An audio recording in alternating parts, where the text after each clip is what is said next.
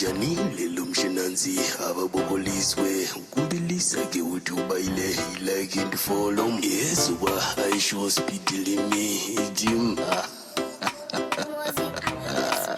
balumeka iswadisa lungu isu yazopinda foni ndiri pasi piti imi ndarova bara ini ndarova spiti kwakuvhura Facebook ndikuona spiti mapepi anga ainaye anga ane spiti kwaichivheni vanga varohwa newiti ihope zvichabatsira vari ini niti vamwe vari kungoti goti for piti vamwe vanha vato ipapo vanga vane kriti naye mati wonzera ari pititi mobva mamupariti muri yarekwa oskiti kana kumupa maori yadzika pamiti moisa komiki eudhabaliti musandivhare muromo kuita kungeriti levels azotadza chirongo inditi angoti hihi seataura chihindi musadewo zvinhu mucharohwa kumuhihi vamwe vazomakisa shachiuna yaya ndazoona paya paya achida kumubaya hanzi mune magoudiga muno amahaya chusport ipapo kwanga kwazozara kwaya pazomboshota mai jeremaya kana mama v uyu wenyu admaya dai matofonera olana chadhaya kana kungobata flezidodzo changu chimuzaya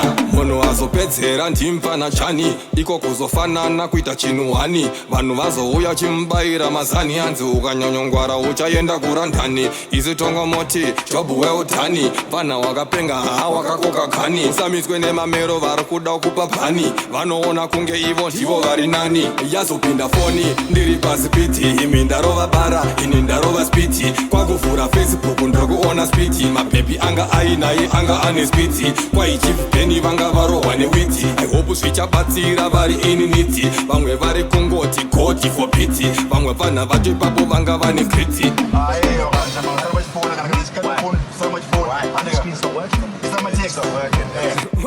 Welcome to Zimbabwe. Iwe chamawa urambe uchifona imchatemotsira vana baba pona vari kumuzanzi hapana chamaona noksi nakaticha kuita kunge vachadonha yazopinda foni ndiri pasi piti imi ndarova bara ini ndarova spiti kwakuvhura Facebook ndakuona spiti mapepi anga ainaye anga ane spiti kwaichivheni vanga varohwa newiti ihope zvichabatsira vari ini niti vamwe vari kungoti goti for piti vamwe vanha vato ipapo vanga vane kriti